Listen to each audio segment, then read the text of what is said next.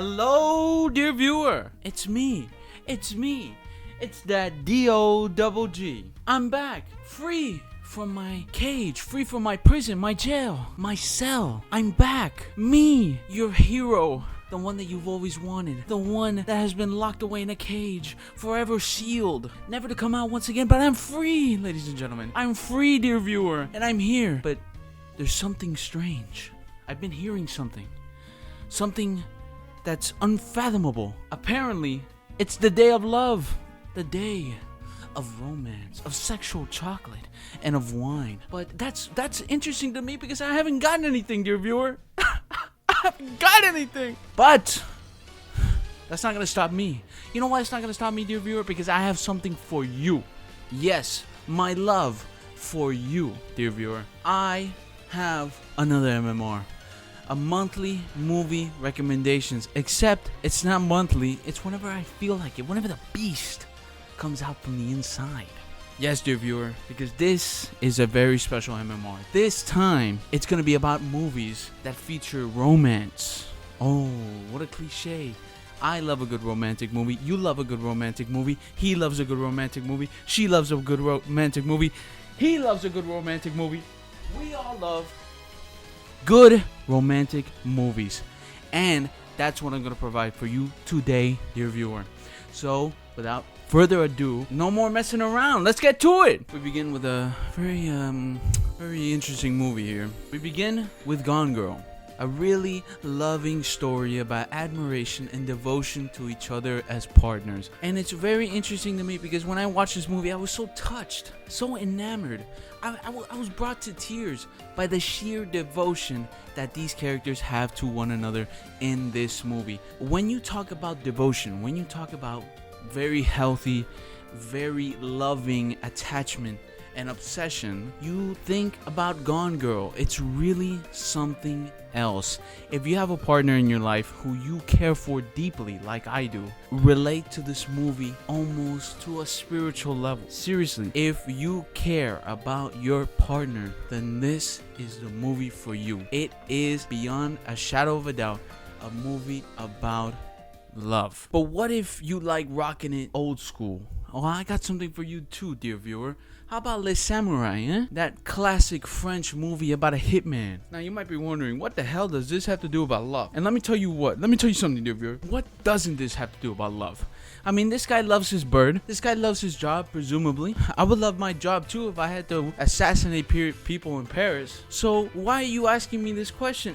Of course it's about love. Of course I would provide you a video about love on Valentine's Day. A movie about love on Valentine's Day. This man meets the love of his life. The person who would change his life for the better or for worse. And isn't that what marriage is all about? In sickness and in health? I mean, this movie is the epitome of romance. The epitome of spiritual togetherness. The epitome of love in Paris. Don't you want to watch a movie on Valentine's Day that happens in Paris? Isn't it the most romantic city in the world? Then you shouldn't look twice, because this is the movie for you. This is the movie for you. Les Samurai, the best movie, and not at all about, existential feeling and dread and, whatever that nonsense. It's about love. Of course it is. But what if you like to get freaky in South Beach? I like to get freaky in South Beach all the time. They know me for my name. That's private. But what about the birdcage? Maybe you really love someone.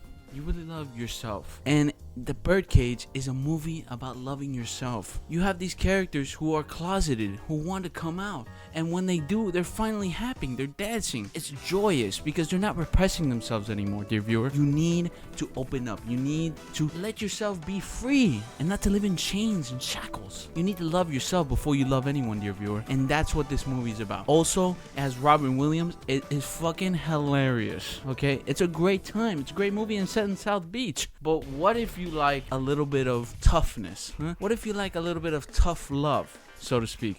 What if you like to be enemies and then you become lovers? Well, I got something for you, dear viewer. I got something for you, the one who's asking for that. I got 310 to Yuma. I got the not the original. I got the remake because it's got Russell Crowe and Christian Bale, the two hunkiest men probably of all time, and they're enemies to lover. You're gonna have to like squint your eyes a little bit, but Hey, it's there. It's there. Go wild. Go crazy. That's what the imagination is for, dear viewer. That's why we were blessed with imagination. Because The 310 to Yuma is a fantastic movie. It's a remake of a classic Western. It's pretty good. But what I like about it is the bromance. I love the bromance. It really makes the movie whole. And if you're shacking it up with a homie, then I guess you can watch this one and, you know, get a little bit of Western, a little bit of cowgirl, cowboy. Next up, what about Fury Road, huh? I love Mad Max, as you probably well know, and I love Fury Road. But what if we reinterpreted it as a really bad breakup between Immortan Joe and Mad Max? You know, two lovers, two star-crossed lovers. They were deeply in love with one another. They got their names tattooed on the chest. I got mine. I got a name tattooed on my chest. I'm not gonna show you. And in Fury Road, what happens? They have a really bad breakup. You know, it's inevitable. Maybe it's not inevitable, but it happens. You gotta be ready for that, dear viewer. It might be messy. It might be really messy, but that's love, right? That's the sting of love. Oh, that's the sting of love, dear viewer. Although it hurts, it's so intoxicating, and that's what Fury Road is really about. It's also a great action movie, but if you look at it as a really bad breakup, Immortan Joe gets what he deserves, because if you're toxic after a breakup, you deserve your face ripped off from a wheel arch. And finally, last but surely not least, dear viewer, Twilight. What do I have to say about Twilight that hasn't been already said? You know, I love Twilight. I have watched Twilight maybe like 4 or 5 times out of my own will, in Spanish and in English. But there's really nothing else to say about Twilight. Edward, what a hunk. Batman, you could see it that way. Batman, he's a Batman. Twilight, what do I gotta talk about Twilight? Twilight, go watch Twilight. You know what Twilight is. I know what Twilight is. We all know what Twilight is. Go watch Twilight if you wanna watch Twilight. Is it a good movie? Yeah, sure, whatever. It's kind of funny in some places. What do I...